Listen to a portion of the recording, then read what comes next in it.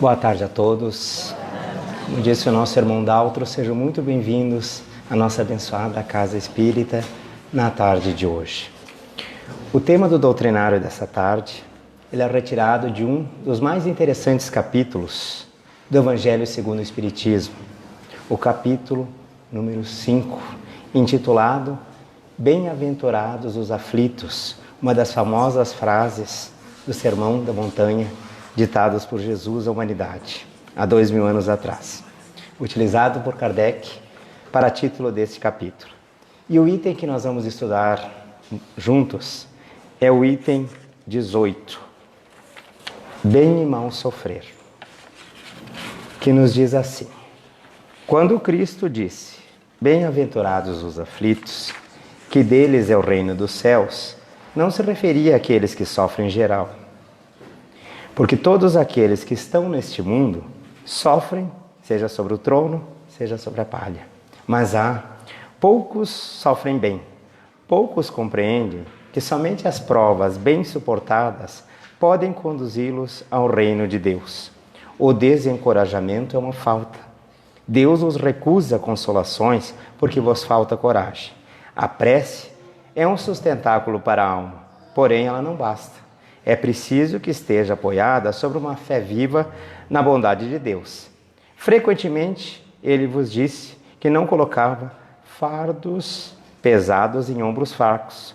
O fardo é proporcional às forças, como a recompensa será proporcional à resignação e à coragem. Maior será a recompensa quanto a aflição não seja penosa, mas essa recompensa é preciso merecê-la, e é por isso que a vida está cheia de tribulações. O militar que não é enviado para o campo de batalha não fica contente, porque o repouso da retaguarda no acampamento não lhe proporciona promoção. Sede, pois, como militar, e não desejeis um repouso, em que o vosso corpo se enfraqueceria e a vossa alma se entorpeceria. Ficai satisfeitos quando Deus os envia à luta. Essa luta não é o fogo da batalha, mas as amarguras da vida, onde é preciso algumas vezes mais coragem do que no combate sangrento, porque aquele que ficaria firme diante de um inimigo se dobrará sobre o constrangimento de uma pena moral. O homem não é recompensado por essa espécie de coragem, mas Deus lhe reserva louros em um lugar glorioso. Quando vos atinge o motivo de inquietação ou de contrariedade, esforçai-vos por superá-lo, e quando chegardes a dominar os ímpetos da impaciência, da cólera ou do desespero, dizei-vos com justa satisfação, eu fui o mais forte.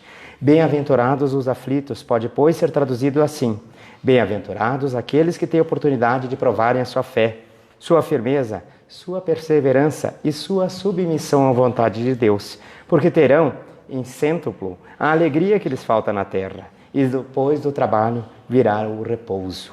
Essa mensagem foi transmitida por um espírito chamado Lacordaire, na cidade de Havre, no ano de 1863.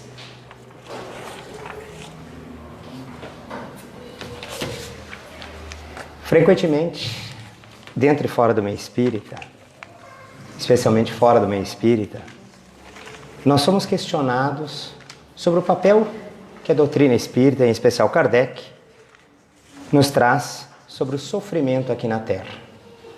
Muitas pessoas, desconhecedoras da doutrina, comentam assim: vocês veem um lado positivo do sofrimento, até parece que vocês são masoquistas, gostam de sofrer.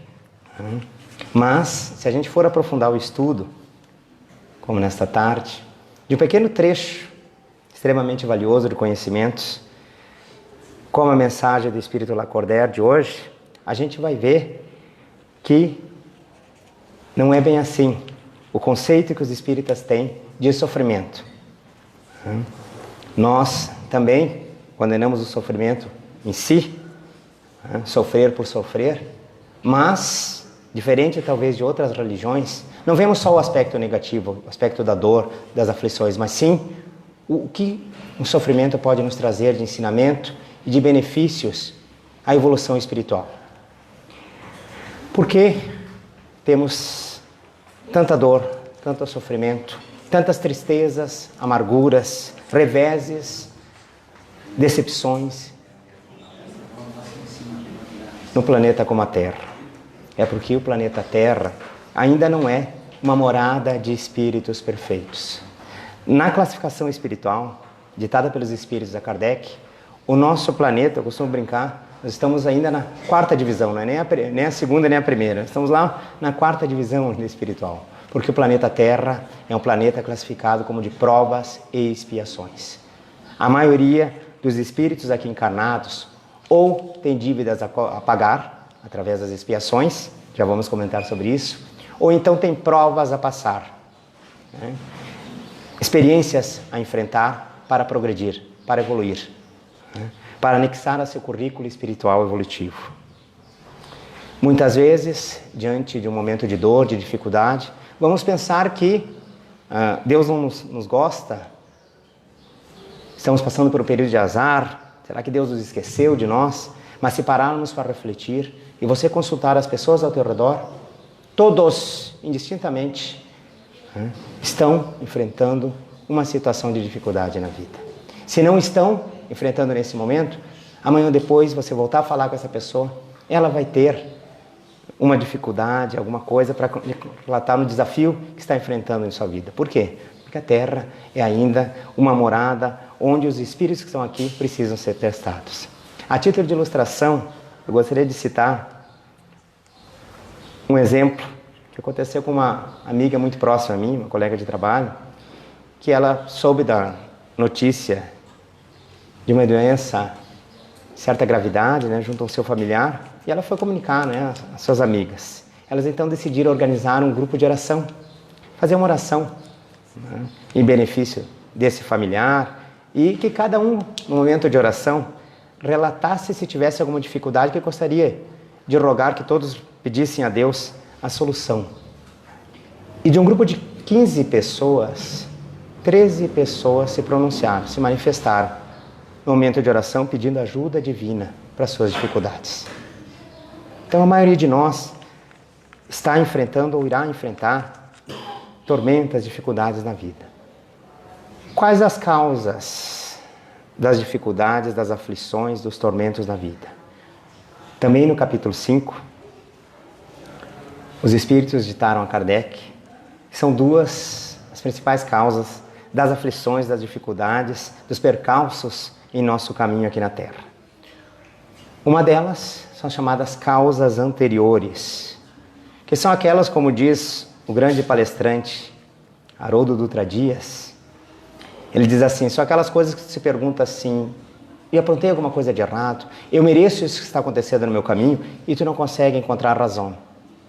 Por exemplo, minha casa foi assaltada, mas eu sempre fui uma pessoa boa, né? Nunca logrei ninguém, como é que isso acontece agora nessa existência para mim?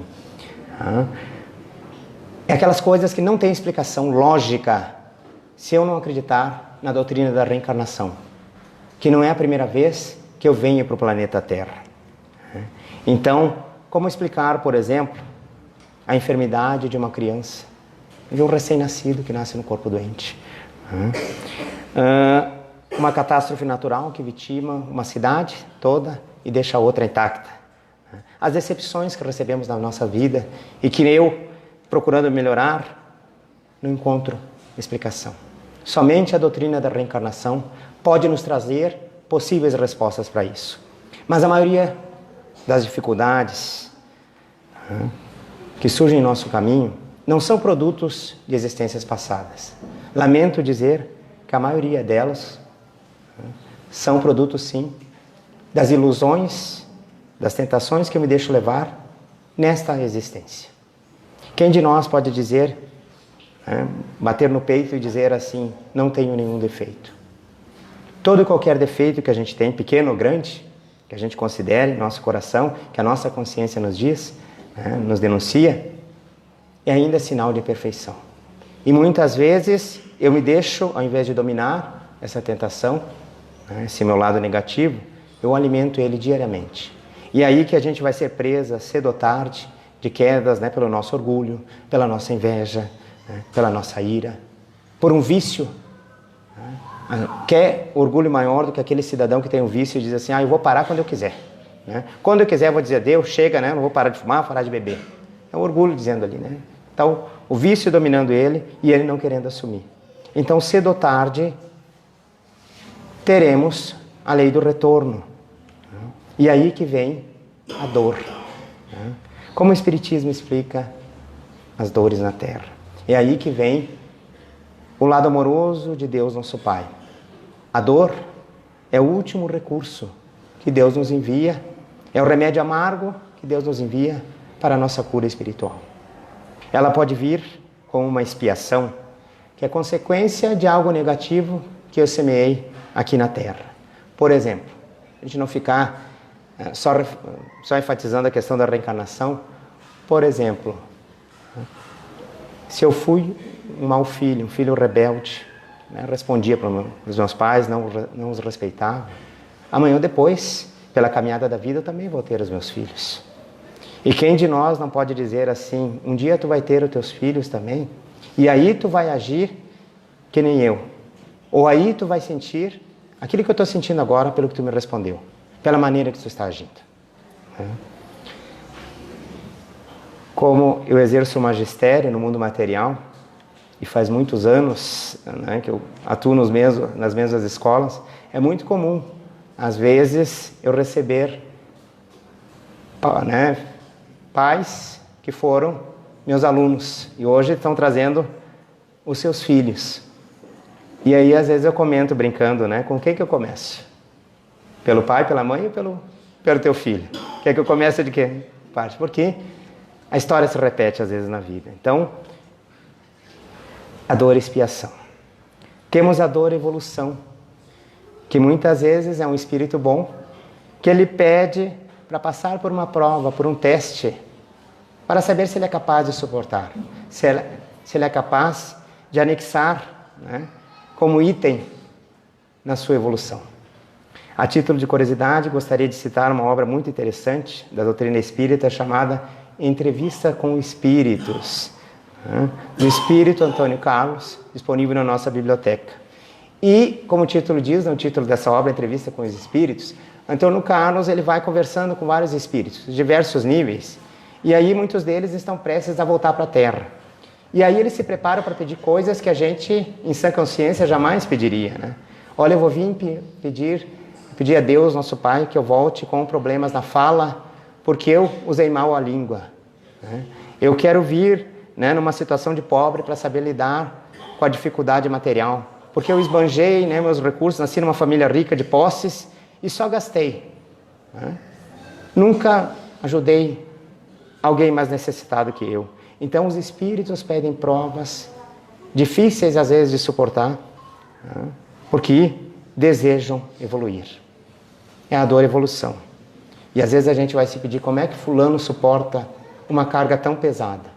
Porque fulano, como diz o trecho do Evangelho, se preparou.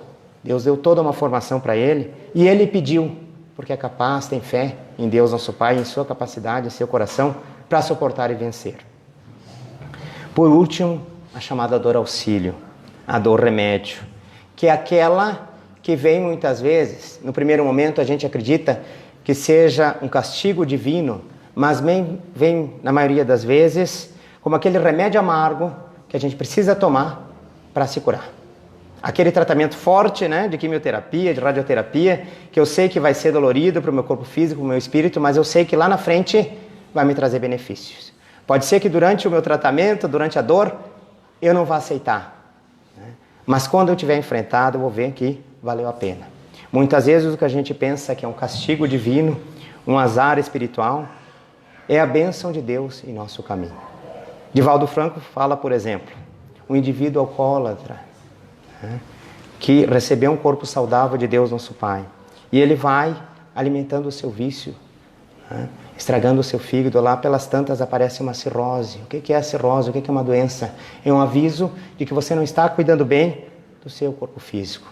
No primeiro momento eu posso pensar assim, meu Deus, né, estou com uma doença grave, né, mas é o remédio divino que Deus nosso Pai está trazendo para esse espírito, para ele dominar o seu vício, para ele controlar-se, né, controlar os seus impulsos. Nem sempre a gente vai perceber de pronto os benefícios da dor. Somente o tempo irá dizer se algo é bom ou não. Tem uma história muito interessante que se chama Julgamento. Ela é retirada do livro chamado Mais Belas Parábolas de Todos os Tempos, volume 1. Que ela conta uma história que ela tem várias versões, né? Eu vou dar uma versão simplificada. Que ela conta de um cidadão que era pobre, o único bem material de valor, além do casebrezinho que ele morava, era um cavalo. E um dia esse cavalo fugiu de noite, né, da sua cocheira. Seus vizinhos, então, vieram lamentar com ele. Pobre homem, só tinha um cavalinho para ajudar ele, né, na sua roça, e hoje ele fugiu. Já tinha pouco e hoje está sem nada. E aí o vizinho todo calmo, esse homem, espírito elevado, disse assim, pode ser que sim, pode ser que não. Pode ser uma coisa ruim ou uma coisa boa. Mas como uma coisa boa? Né? O único bem que tu tem, dá no pé da tua casa? Só o tempo dirá. Passado 2 semanas, esse cavalinho apareceu, né? Apesar das procuras dos vizinhos, não tinha encontrado ele, esse cavalinho apareceu com outros 10 cavalinhos. E aí mudou a opinião do pessoal, né? Que sorte, né? Teu cavalinho encontrou mais alguns amigos e trouxe para ti. Novamente, ele continuou com a mesma opinião. Talvez seja uma coisa boa ou não. Só o tempo vai dizer. E aí a história segue, né? O filho dele vai montar num dos cavalos, né, para domá-lo, acaba caindo e machucando a perna. E aí volta os vizinhos a comentarem. Que azar, né?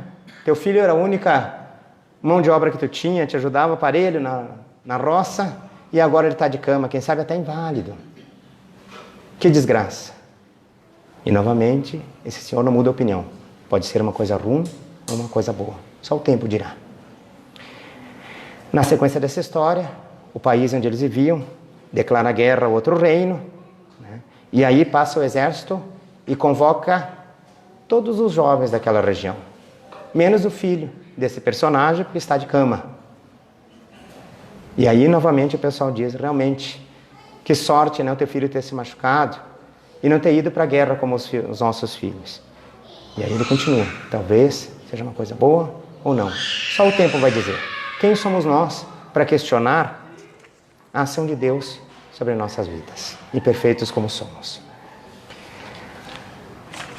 Talvez alguém, a essa altura, já está dizendo assim, tá, mas o título desse doutrinário é Bem e Mal Sofrer. Para de nos enrolar e comenta sobre o que é mal sofrer e o que é bem sofrer. Então, na parte final do nosso doutrinário, o que é mal sofrer?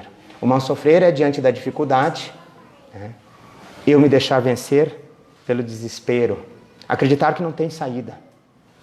Quem não conhece, ou já agiu, né, de maneira assim, uma pessoa que diante de uma dificuldade, né, não quer escutar a opinião do outro. Né?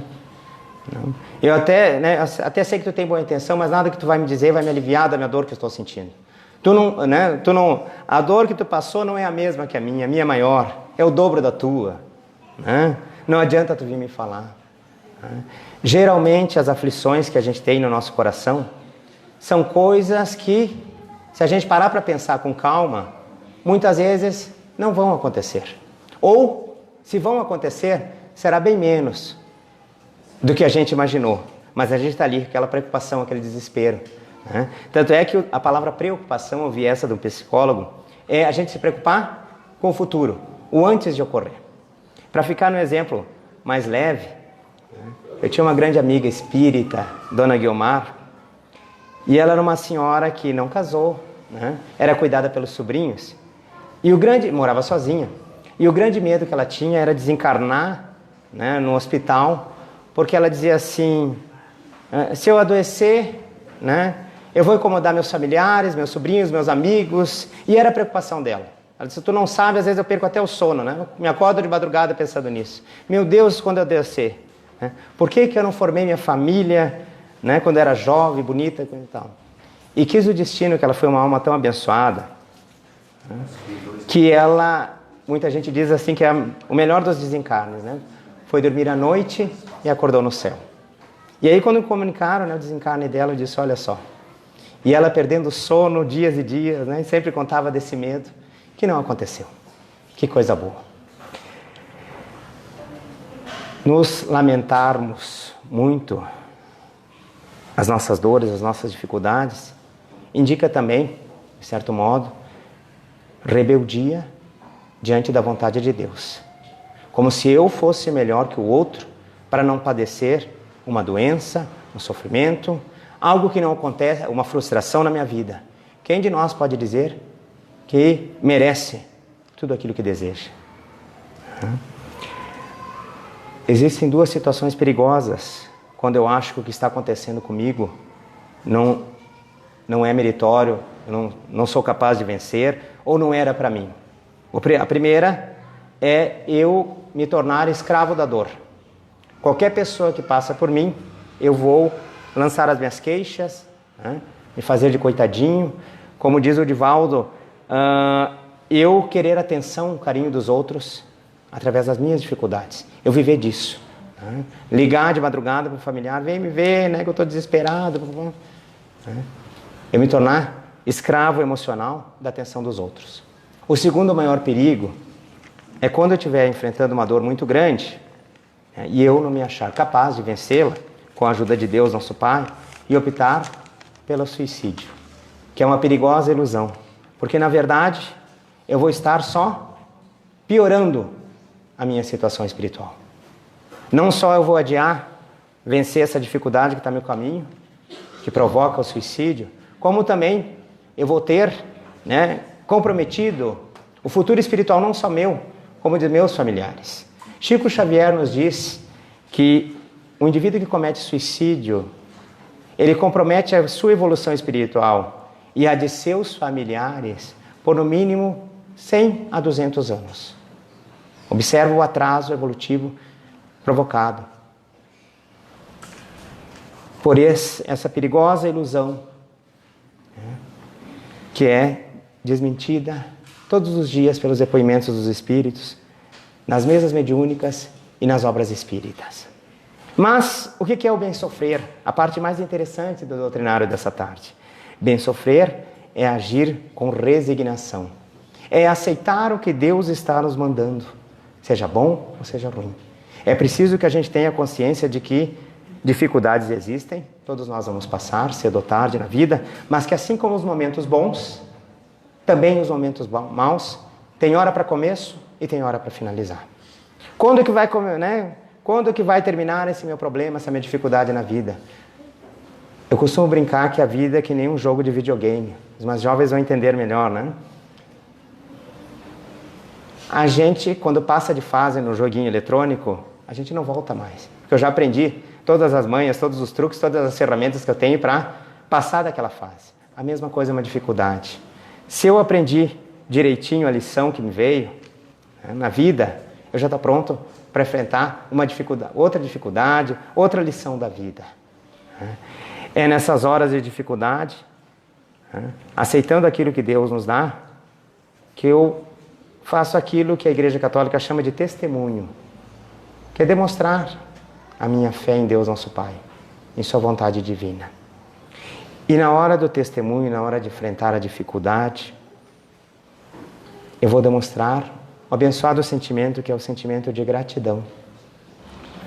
Gratidão não é você lamentar aquilo que você não tem. É você valorizar, principalmente você valorizar aquilo que você tem. Especialistas em pensamento positivo dizem que a gente deve agradecer sempre aquilo que a gente tem e não pensar naquilo que a gente não tem, porque fazendo isso a gente vai estar chamando mais coisa boa no nosso caminho. A gente vai estar preparado, sendo grato a tudo que Deus nos der. Um exemplo pessoal, tem um senhor muito abençoado, muito humilde, pega ônibus na mesma parada que eu, e é um sujeito, um espírito puro que chega, e cumprimenta todo mundo. E aí, ele anda de bengala, um senhor especial, e outro dia eu escutando, ele falando, ele comentou com uma conhecida assim, eu estive doente, parei de cama, mas graças a Deus consegui sair da cama, hoje eu estou com a minha bengalinha aqui, e agradeço a Deus, porque eu não sei o que seria de mim, se eu ficasse preso numa cama. Eu agradeço todos os dias por andar mesmo com a bengala, tenho dificuldade, mas agradeço a Deus todos os dias por Deus me ter concedido essa bênção, tanto que eu rezei. É nas horas das dificuldades, que mesmo eu lá preso numa cama, por exemplo, eu posso tirar valiosas lições para a minha vida. Muitas vezes é nesse momento que eu vou me dar conta de muitas ilusões que eu tive, em meu caminho. Por exemplo, eu escutei uma vez de um palestrante espírita de São Paulo que ele comentou: você vive a tua vida inteira correndo atrás de dinheiro, amanhã depois tu está preso, por exemplo, numa cama da UTI, e ele diz assim, tu chega lá e pede para esse cidadão entubado lá, se ele estiver consciente, o que ele quer ganhar nessa hora que ele estiver entubado? 10 mil reais ou uma prece? Seguramente ele vai te pedir uma prece, porque 10 mil reais na situação que ele está não vai adiantar muito. É nessas horas, por exemplo, de dificuldade, de dor, que a gente vai ver quem realmente é nosso amigo de verdade. Porque amigo a gente vai ter, seguidores nas redes sociais, um amigo de janta, tu vai ter as dezenas, as centenas que são. Mas na hora da dificuldade, manda lá uma mensagem, olha, estou no hospital, meu familiar que está me cuidando, minha cuidadora, precisa dar uma saidinha, por um meio turno, amanhã, uma tarde que seja, alguém dos meus amigos se habilita a ficar comigo? Vamos ver quantos vão dizer o sim. Seguramente a maioria vai dizer, não posso, sinto muito. É nas horas das dificuldades que vamos se dar conta de quem são os nossos verdadeiros amigos. E muitas vezes vamos surpreender que às vezes uma pessoa que a gente jamais imaginou vai comparecer em uma hora difícil. Um exemplo muito interessante, li uma notícia de jornal há poucos meses atrás, um salão de São Paulo, atendido por um famoso cabeleireiro dessa grande metrópole, estava passando por uma dificuldade, O seu proprietário, famoso cabeleireiro, de artistas, jornalistas, etc., acabou adoecendo gravemente e teve que se retirar do seu salão para fazer um tratamento radical, quimioterapia, rádio, enfim, se afastou por um longo tempo do seu salão. E aí, o seu concorrente, seu maior concorrente no mundo material, compareceu ao seu salão e fez a seguinte proposta: um dia da semana eu venho aqui cortar o cabelo para o meu colega, sem custo nenhum, para que ele não perca a sua clientela durante a sua convalescença. Você veja que nas horas mais difíceis vamos perceber que até mesmo aquele que menos espera, de onde a gente menos espera, vem a ajuda divina através de um coração cristão. Não é porque estamos sofrendo que vamos deixar de permanecer sendo o mesmo espírito, Se somos alegres, mesmo perante a dor, vamos manter a nossa dignidade, a nossa alegria espiritual.